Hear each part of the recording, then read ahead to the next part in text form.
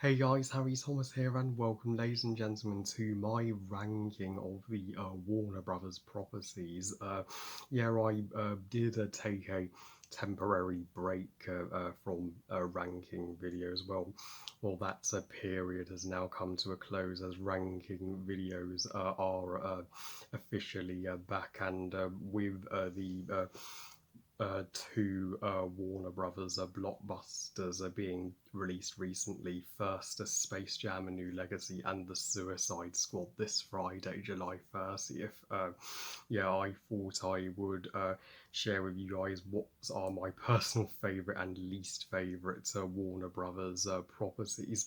I think we can all agree Warner Brothers are Disney's biggest rivals, and some things that I say they do even better than Disney. At least they're not remaking all of their movies and becoming a empire that will crush all competition in the movie industry, as Palpatine would put it.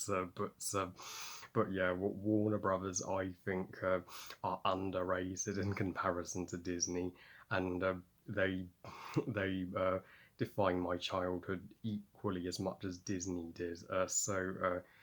Without further ado, if you want to know my favourite and least favourite Warner Brothers franchises, then just keep watching.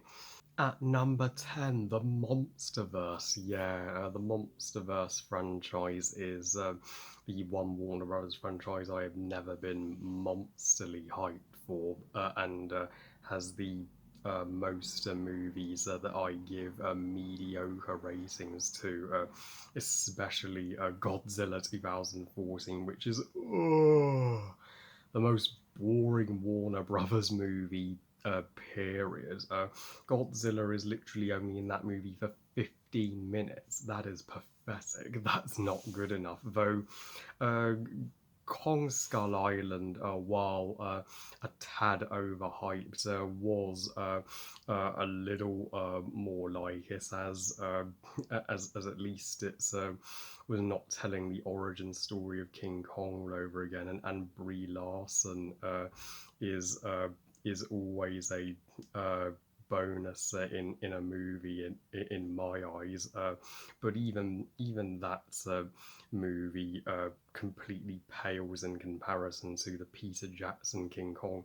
And King of the Monsters, I say, is the most underrated MonsterVerse movie. That one actually started to pique my interest in the MonsterVerse a little more, with Godzilla finally being the protagonists, and the monster fights taking up more time than the boring human stuff. And Godzilla versus Kong, I will review later this year, but it does look like the epic finale. Like, it looks like the Deathly Hallows Part 2 and Endgame of the MonsterVerse, what it's been leading up to for 7 years now.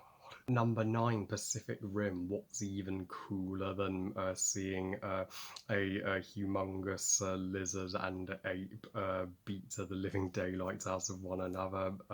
Mega robot and kaiju battles, of course. Though I would only recommend the original Pacific Rim. The sequel, Pacific Rim Uprising, the exact opposites, and though Pacific Rim may have failed to continue for more than 2 movies, the original was the most epic return to form for Guillermo del Toro possible, and has some of the most colossal battle scenes in any summer blockbuster in movie history, especially with the robots whacking the kaiju with a boat. Yeah, they get that extreme, and there's some legit human bombs between the characters. So you feel like they are fighting the kaiju for a purpose, not just to entertain moviegoers who have their popcorn full to capacity. At number 8, the Conjuring. Even though I'm not so fussed about this year's The Conjuring 3, The Devil Made Me Do It, as it's from the director of The Curse of Lalanne.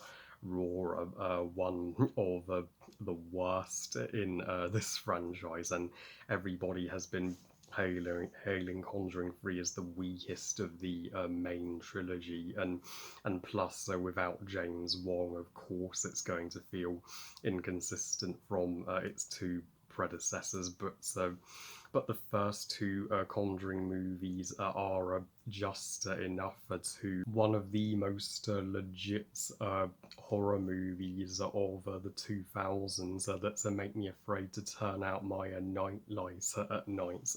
Yeah, they are practically on par with A Quiet Place for me, and Vera Farmiga.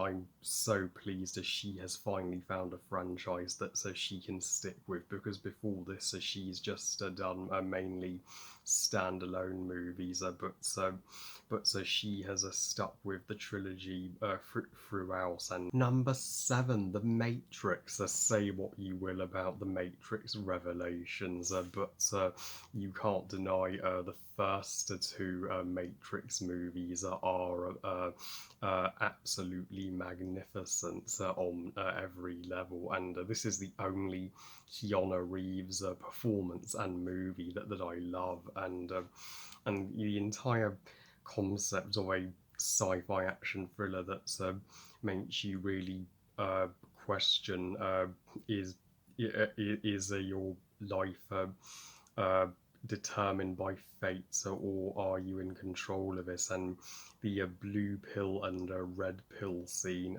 always is the first movie scene to pop into my head whenever I make major life decisions. Do I take the path of the blue pill or the red pill? At number 6, the Lego Movie franchise. Forgive me, guys, for forgetting to mention I won't be counting the Warner Brothers animation studio movies like Quest for Camelot or The Iron Giant or Storks, as they are not technically franchises, they're just individual standalone movies.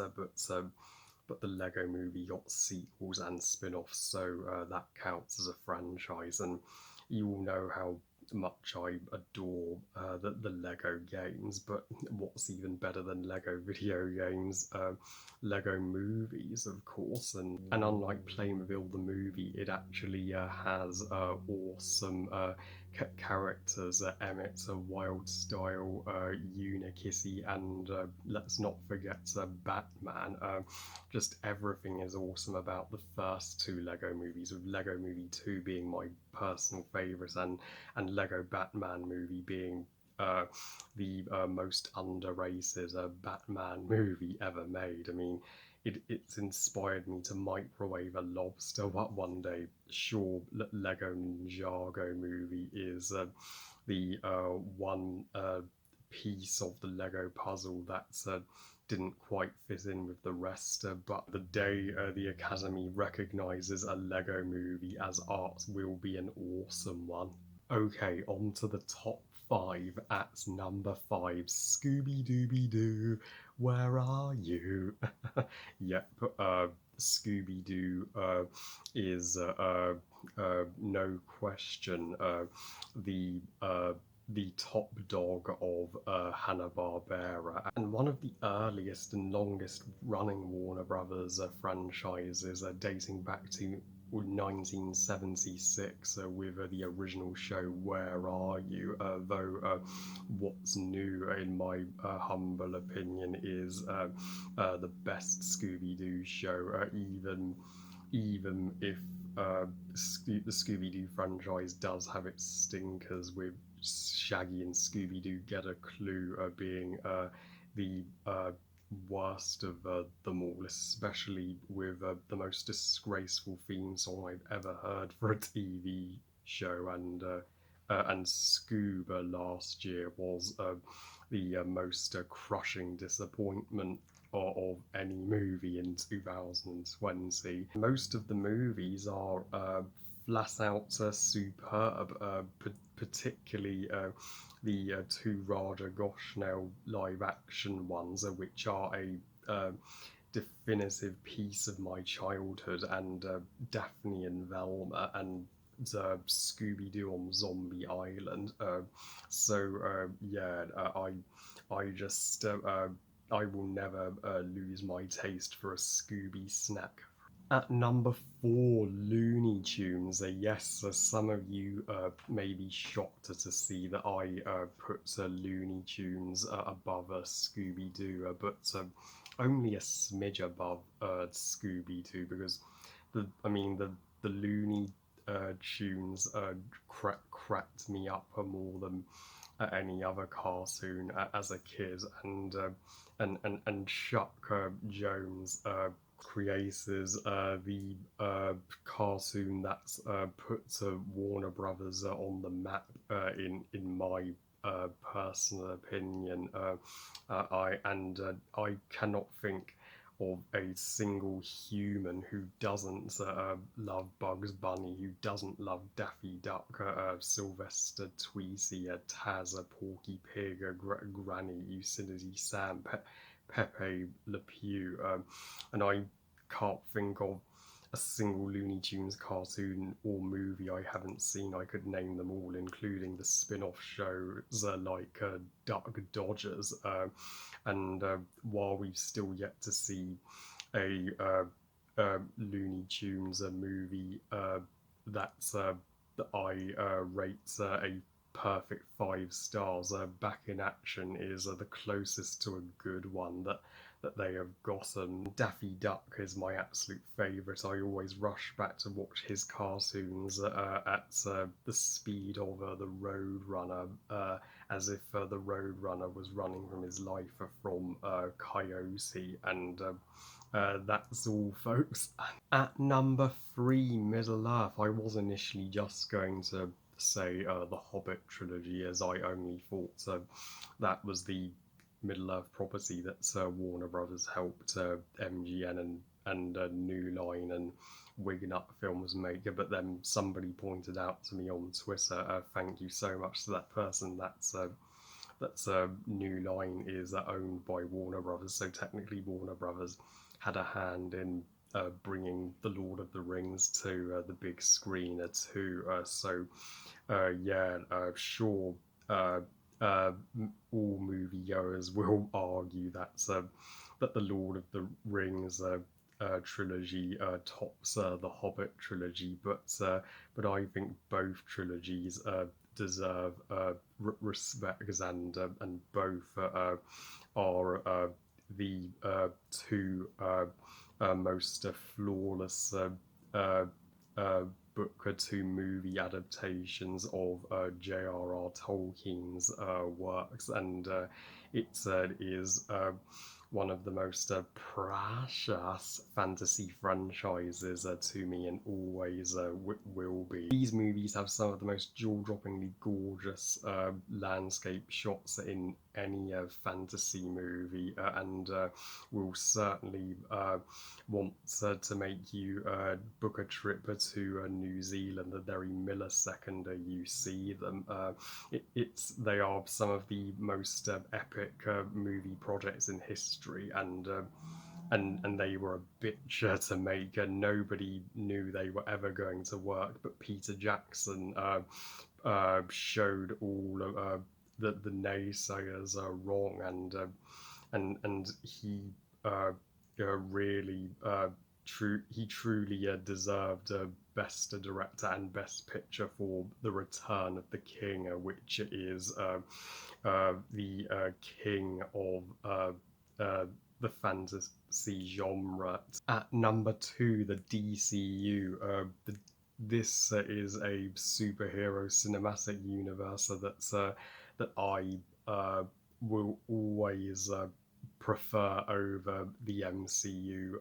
There, I says it, and I know that's that the world itself gasped hearing that from me, but I still stand by my points. The DCEU has it does feels less like a commercial product and more like a real story, and uh, the I think everybody is feeling burnt out by the MCU at this point, which is why Black Widow has gotten only so and so reviews, but the DCU has my favorite superhero movie period, Wonder Woman, and I am just as hyped for the sequel, Wonder Woman 1984, and as well as Aquaman 2, The Lost City, coming out in December 2022, is going to be one epic ride, no doubt. And I'm too hyped for words for the Suicide Squad this Friday. It could be better than both Guardians of the Galaxy movies combined. Let's see what James Gunn brings to the table. And the DCU would be my number one favourite, if not for just one more franchise that takes the cake for me. And my number one favourite Warner Brothers franchise is none other than The Wizarding World. Of course it was going to be The Wizarding World. What else would it be? I could not be more thankful to J.K. Rowling, as she is the number one storyteller of all time, and her world is literally what a Wizarding World would be like if it existed in real life, with Harry Potter and the Philosopher's Stone one of being the first ever full movie I saw at the cinema at age 6. It totally enchanted me, and the and Fantastic Beasts: The Crimes of Grindelwald still remains my favourite Warner Brothers movie to date, and Harry Potter at the time was the highest grossing movie franchise of all time,